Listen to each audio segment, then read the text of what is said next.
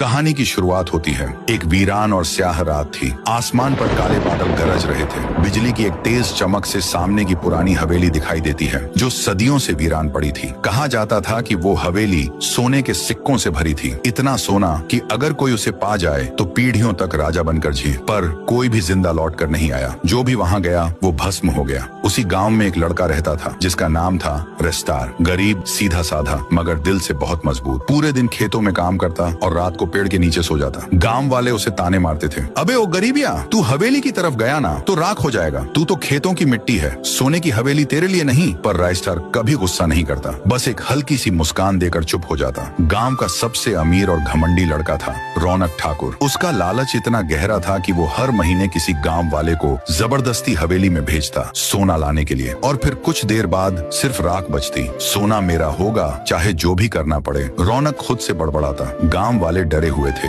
लेकिन कोई कुछ कह नहीं सकता था। एक रात रौनक एक रहस्यमयी बाबा के पास जाता है। वो हाथ जोड़कर कहता है, बाबा मुझे हवेली का सोना चाहिए, मेरी जान भी चली जाए तो चले। बाबा धीरे से आंखें खोलता है और कहता है, सोना चाहिए तो सुन, हवेली का खजाना सिर्फ उसका होता है जो उसका असली वारिस है। अगर तू उस वारिस के साथ जाएगा तो तू जिंदा रह सकता है। अगले दिन रेस्टर अपने टूटे जूते और फटी कमीज में खेत से लौट रहा था। हवेली के सामने से गुजरते वक्त उसकी आंखें रुक गईं। वो बुदबुदाया, अगर सब सच है तो आज किस्मत आजमा कर देखता हूँ। जान तो हर दिन जा रही है, कम से कम मरते वक्त कुछ समझ आ जाए। डरते डरते कांपते हुए वो हवेली के दरवाजे को पार करता है और कुछ नहीं होता। ना कोई आग, ना कोई राख, बस एक गूंजती हुई आवाज, वापस आ गया मेरा वारिस। रेस्टार हक्का बक्का रह गया, आंखें चौड़ी, दिल तेज धड़क रहा था। हवेली के अंदर का सोना चमकने लगा था। उसी वक्त रौनक ठाकुर दूर से देख रहा था। वो चौंक गया। वो मरा नहीं, इसका मतलब वो ही है हवेली का असली वारिस। अब रौनक की आंखों में हवेली का सोना नहीं,